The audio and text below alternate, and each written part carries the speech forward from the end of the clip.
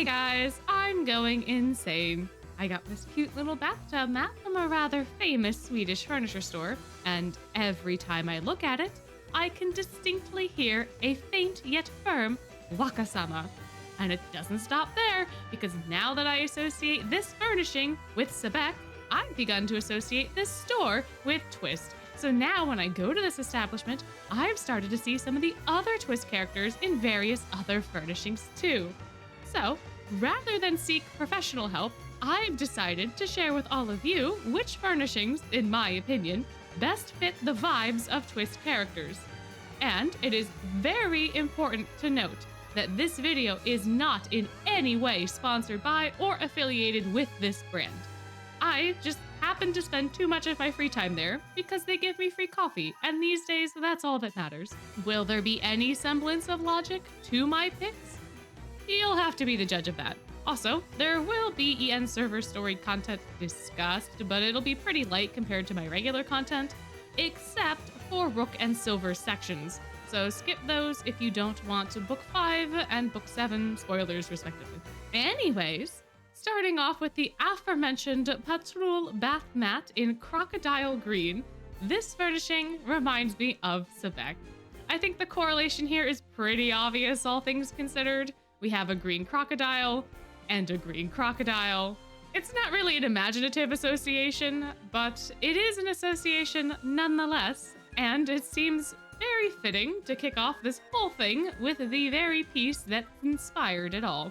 Plus, this bath mat can keep you sturdy in what is usually a very vulnerable situation, which I think fits Sebek's guard position and his general demeanor, since he's very good at protecting people and he also holds those he's close to accountable, including in moments of crisis or vulnerability. So this is a piece which I think best fits and represents Sebek, at least from this particular brand. The Skogsduva acorn cushion with pocket reminds me of Silver because they are both precious little beans that grew up in forests. Silver is always being helped by the forest critters, and when he was younger, he even made an entire bracelet out of acorns for Lilia, so that Lilia would live a long and healthy life. It is ridiculously adorable, just like this cushion, and I think the added utility of the pocket kinda speaks to Silver's hidden strength and his duties as one of Malleus's guards, since he always has to be prepared for whatever is coming his way. If he had this pillow in universe, he could use it while he was sleeping, but could also store important materials in its pocket. So I feel like this utility would kind of work very well for Silver's specific situation. Would he potentially get bullied for having a smiley acorn pillow with him at all times? Possibly. But I still think the two of these guys vibe pretty well. Now then, Blahaj is a queer icon. And while there isn't anyone on the cast that is canonically queer, at least to my knowledge, but I feel like no one makes you question their gender more than Lilia. Vil is a close second, but he has a refined elegance to him that I don't really think fits the vibe of this shark. Meanwhile, Lilia is so fun and chaotic and spontaneous, and you know that if nothing else, Lilia's going to be a fierce ally. So this shark has started to remind me of him, or maybe he's reminding me of the shark. I don't know. Their aesthetics don't quite match, but the vibes are immaculate. And I think the soft, cuddly form of the shark meshes very well with Lilia's current cute identity, while the underlying threat of shark matches Lilia's strength and skill and underlying threatening potential. They're just a very great pair. We've also got the Strandmon wing chair in dark green, which reminds me very much of Malleus. Perhaps it's the elegant shape or the regal posture or the on-brand color that reminds me of this dragon, but I just can't help but feel like this chair specifically matches him so well. I feel like these types of chairs, the wingback chairs, the wing chair designs, are quite classic overall, and I think that that would fit in with the Briar Valley's kind of vibe, since the Briar Valley is a little bit more traditional. So this furnishing wouldn't feel too out of place there. Yet this one is a little bit more modern, which I think works very well for Malleus now being at NRC and trying to kind of learn more about people and humans and just the general day-to-day of the modern world. It also kind of resembles a throne, and since Malleus is a prince, it would make sense for him to sit upon it, no? While the wings of this chair aren't as dramatic as the ones on the actual throne in Deusomnia, it still has enough elegance about it to be called noble, and I think just like Malleus. Next up is the Forchasson Cable Management Tray, which you know has got to go to Idia. I don't think this is the most practical cable management solution in existence, particularly not for Idia's use case, and I feel that Idia would have a much better solution to this problem. However, cable management and Idia have become synonymous to me after the Doomsitter event. So if Idia were to become a piece of furniture, or to have a piece of furniture, he'd likely have something that has to do with this particular topic. And even if he wasn't using it, I can see this being a snack tray instead for his particular use case. It would leave his desk open for more important things, like maybe some anime figurines, and he can have his chips and stuff clipped right to the side of his desk for him to be able to access at any point in time fairly easily without, again, it cluttering up the actual desk space. So this one's a bit of a twofold piece, both practical and theoretical, but in either case, it's still going to link back to Idia. So that's what I think he would be, or would have, or what have you. So, the Kura bed tent in space blue. I wonder who this could possibly be reminiscent of. It's Ortho. It's absolutely Ortho. This kid reaches for the stars in everything that he does, and he has such a positive attitude always that I feel like this space motif fits him, and the childlike wonder of a pillow fort or tent is totally Ortho's vibe. It also helps that he was a huge player in the Wish Upon a Star event, and even has a gear that is specifically made so that he can literally reach the stars, which makes this sort of patterning fit him quite well. I suppose this could also work as a metaphor for Ortho being a safe space for Idia, as a fort or tent seems like a very safe and cozy space for sure, and also kind of acts like a protective shell, which I think in a way describes, in part at least, their relationship, especially from the early days.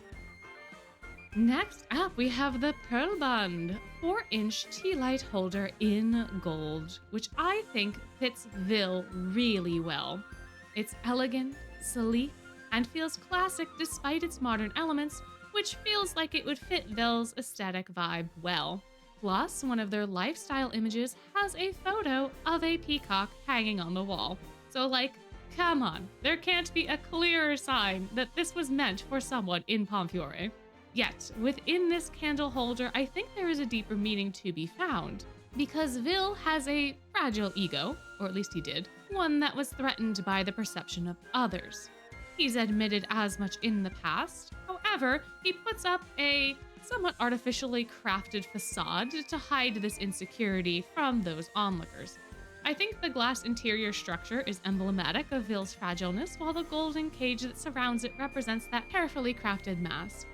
This gold structure protects the candle from the outside world while also distracting viewers from the fragility of the glass container.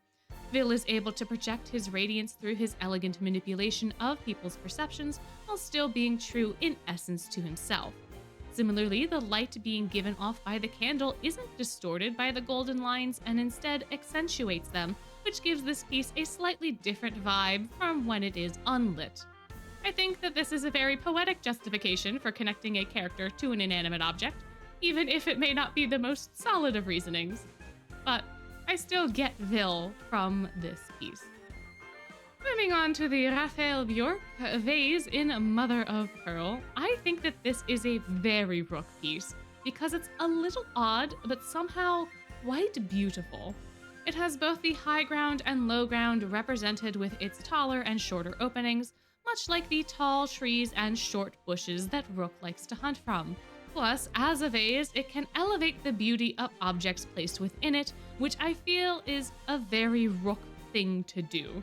Because the vase can support two different types of flowers or things at the same time, it also kind of reminds me of Rook's devotion to not only Vil but to Nej. Which side of the vase represents who, I'm going to leave up to you. But I do think that Rook supporting both celebrities simultaneously in different ways is reflected in the varying heights of the vase openings. Even though they appear uneven, at the end of the day, both of the flowers are going to receive water from the same source. That source being Rook in this parallel. So the basis of the devotion does not change regardless of the placement of the flowers. Did that make any sense? Because it made sense in my brain, but reading it out loud now, I'm not 100% sure it'll make sense to anyone else. Regardless, though, I think Rook is this vase and I'm sticking with it. So, the Sand Bee musical toy is an apple, which means it's also an apple. I don't make the rules. Well, actually I do. But like, come on, guys. It's an apple that sings. An Epel is an apple-adjacent person that also sings in the SDC. This is clearly a perfect match, despite the fact that this is a toy that is ridiculously cute, as I doubt Epel would appreciate that connection given that he is also cute, but does not like to be called cute. It's a connection nonetheless, though. Speaking of unappreciated connections, this item's story starts off with 4 little ones on big adventures. And I think if I said that sentence to Epel, he would deck me right across the jaw.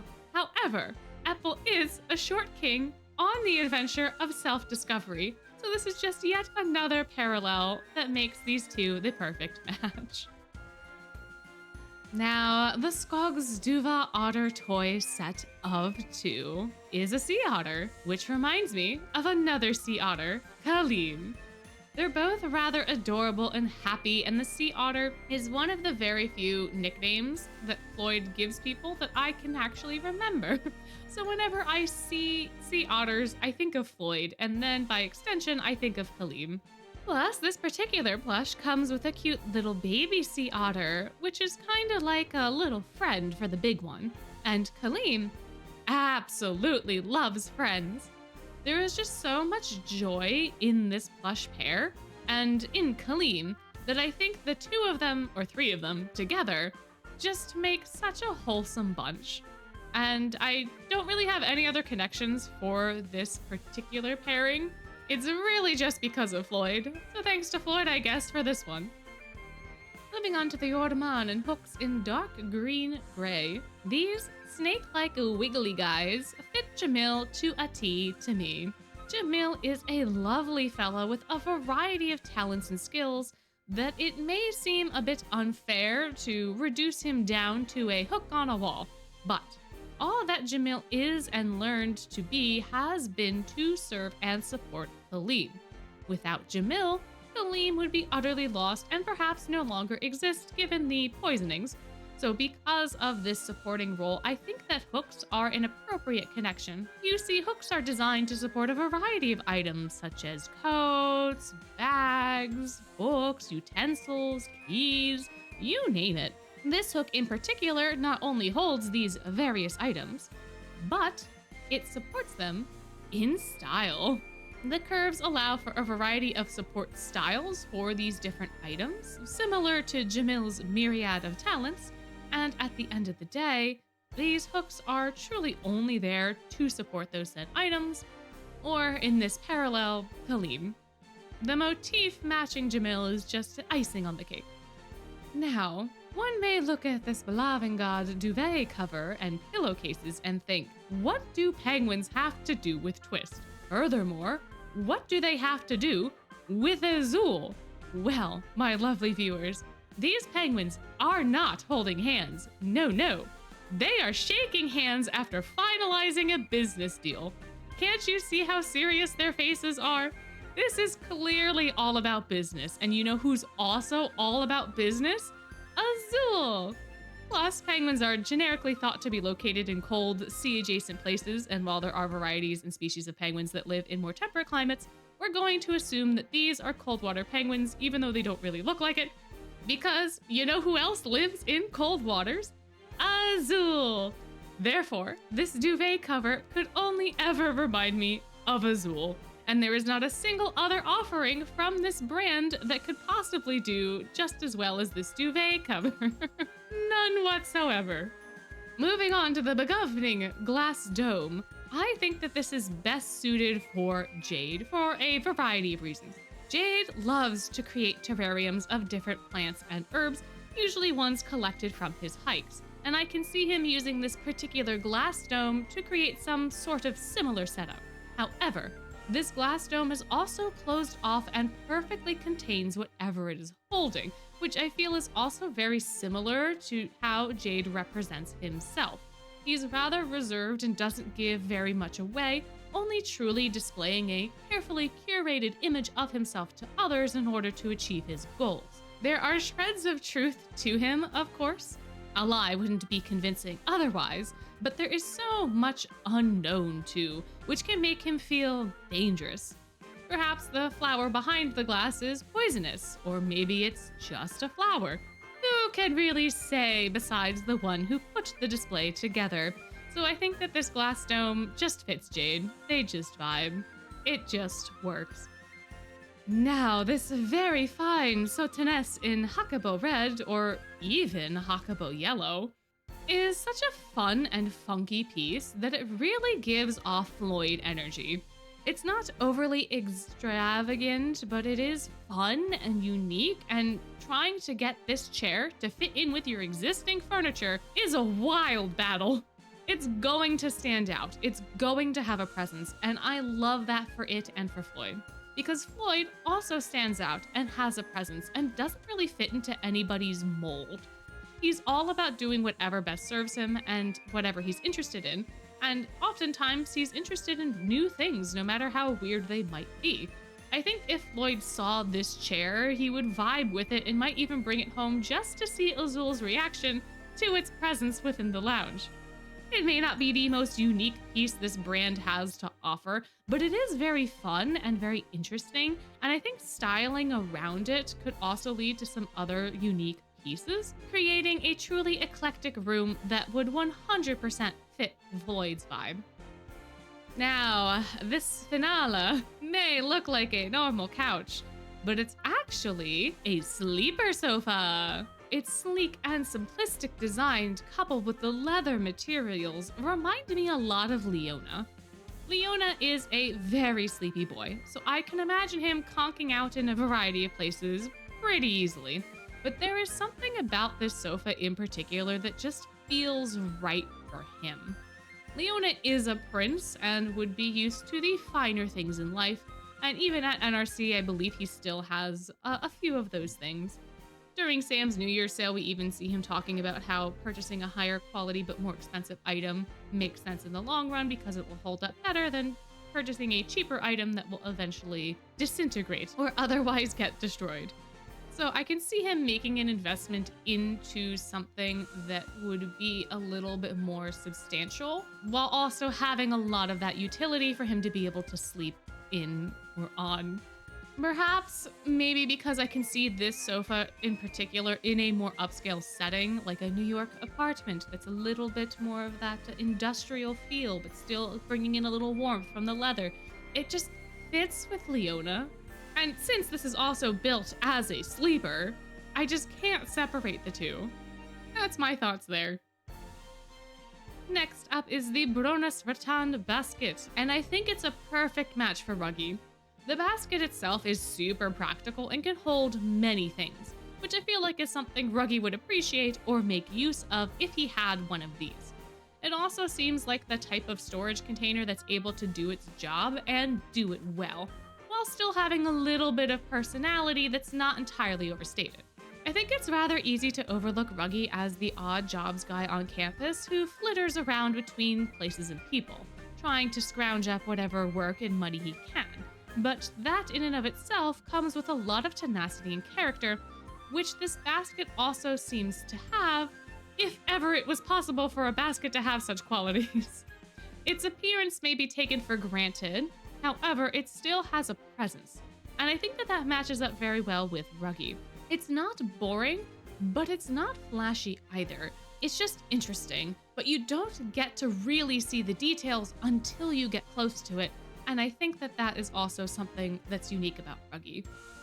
Jashlit, cactus, Jack, and those are my only notes for this one.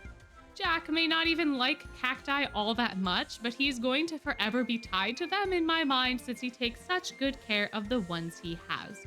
And perhaps if they ever died, or maybe he passed them on to someone else as a gift, he might end up with one of these sets to just invoke the memories of the good old days with his cacti.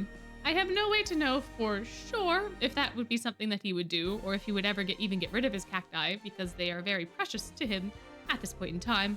So I have a feeling that he wouldn't let them go. But I think this piece suits Jack in that way. It just suits that little bit of his lore so well, as pretty much any cactus would, I guess, now that I'm thinking about it. It has nothing to really do with Jack as a person. He can be a little prickly, but these ceramic cactuses are not, so that's not on the table. Yeah, Cactus Jack. Cactus Jack. Now we've got the Malleus decking for indoor and outdoor use in black and white checkerboard, which is totally a Heartslable motif. And who could better represent Heartslable than Riddle Rosehearts? Not only does Riddle have the checkerboard sash on his dorm uniform, but he's also the sole reason that this house of cards is not crumbling. Sure, Trey helps him out from time to time, but without Riddle, there would be quite a few folks leaving NRC at the end of the semester, and they would not be graduating. But Riddle paves the path for his charges to succeed, and what better material could there be for that path than this thematic decking? Plus, the black and white design also kind of alludes to Riddle's rather black and white view of the world, with how the rules belong in their little boxes and everyone kind of needs to stay in their lane, and everything needs to be clearly defined in order to be safe. And while that is something that he is working on changing, or at least not being as dramatic in, I can see this flooring just being so emblematic of that and working so well with him, and especially just with Heartslable in general. It just fits. It just works. Now, it may be a bit of a surprise for some folks that the Strandon grill in charcoal green feels very Trey to me. And I think it is largely due to his outdoor wear card, where he's grilling up some fish and is just so delighted about it. While Trey is a baker, I have no doubt that he can cook. In fact, I think his Culinary Crucible vignette story pretty much confirms that fact. So in my head, he's kind of the main food guy out of all of the TWST boys. Sure, Jamil also cooks well and Azul runs a restaurant, but they have other characteristics and talents that overshadow this specific ability. But a lot of what makes up Trey and our interactions with him is his unwavering dedication to culinary pursuits. This little grill is the perfect on-the-go addition for any aspiring chef that's looking to take care of themselves or a group on vacation. Trey's also has a lot of big brother energy, and I think him being the one to either bring or make use of this grill, or both, in any sort of outdoor setting, just makes sense. I guess this is less a furniture that Trey is and more so something that Trey might use and find practical, but I can easily see him alongside this mini grill regardless. So then we've got the Brumig cushion in multicolor snail shape, and this absolutely gorgeous beauty could be nobody else but Cater. Now, Cater does have a bright and shiny persona that covers up his more emotional side, feelings which he could conveniently trap in the cushiony shell pocket that is technically designed to hide the tail. However, the main reason that I feel this pillow represents Cater has nothing to do with Cater's actual personality or character traits, unfortunately. It's because this snail's expression is eerily similar to that of Cater's diamond pillow in his room, which is the only thing I can think about now when I look at this snail. I could see these two snuggled up next to each other, judging any onlookers in smug amusement, and I feel like that is the vibe. So the snail and Cater are going to be besties in my book. The silver Plaron candlestick holder in bright red is up next, and I feel like this item is trying so hard to be cool and quirky, but it's not convincing. And that is a very Ace vibe. To me, Ace seems to try really, really hard to be cool and nonchalant and like, hey guys, look at me. And while he does have a tout for chatting up folks and being personable, he's still really easy to see through. His motivations are never truly hidden, and you can almost always figure out his motives. Yet in scenarios where he does get called out, he plays it off in an attempted suave acceptance, but it's not convincing, not to me. It feels a bit like an act or like he's trying to prove something that he doesn't really need to prove, and this candle holder is doing the same thing. We all know its purpose, we all know what it's supposed to do, and yet it's trying to distract us with this bright, cheery color and this quirky little squiggle. At the end of the day, though, it was never more than it is. It can't ever be more than a candlestick. And I feel like that is the same thing for Ace. He doesn't need to be anything other than what he is. He just needs to be Ace. And eventually, I'm sure he will be. But for now, these two are getting paired up. Now, the Jarlic Bull with lid in turquoise is Deuce through and through. This is one tough bunny that hides a sweet interior, or whatever you would like to put in it. But for Deuce's sake, we'll say it's sweets. To be fair, I think the only reason I so heavily associate this bunny bowl with Deuce is because of White Rabbit Fest. It also helps that Deuce's color scheme is on the bluish side, and I believe in White Rabbit Fest, it's more on the turquoise side as well. So, however, it is very sturdy. And I think that Deuce is also a very substantial person that does have a hidden soft side and does have hidden things within him that he is slowly trying to let out more as he becomes an honor student, but he's still in those delinquent habits and so he's still kind of a tough cookie, which this bowl is despite its cute buddy appearance. Next up is a table without a top, which you can get from this brand, presumably to customize with one of their tabletop options. However, I think it's ridiculously funny to think about the table frame in isolation, because realistically, what could you possibly do with a table that has no top? Hang your laundry off of it? I guess, but it's otherwise useless, or at least it sucks at its intended purpose. And you know who else is useless and sucks at their intended purpose? Crowley! Crowley is a table without a top, and you cannot change my mind. End of story. I don't think I've ever correlated something so fantastically in my existence. It is just so perfect, because the table frame has all the markings of a great piece of furniture, but it's rendered useless by its inability to actually be a table. Crowley has all the makings of a fantastic head mage, yet he lacks the one thing which would actually make him one: responsibility or accountability. Maybe that's two things. But anyway, I've got no further notes. It's just a perfect pairing. They just are one and the same.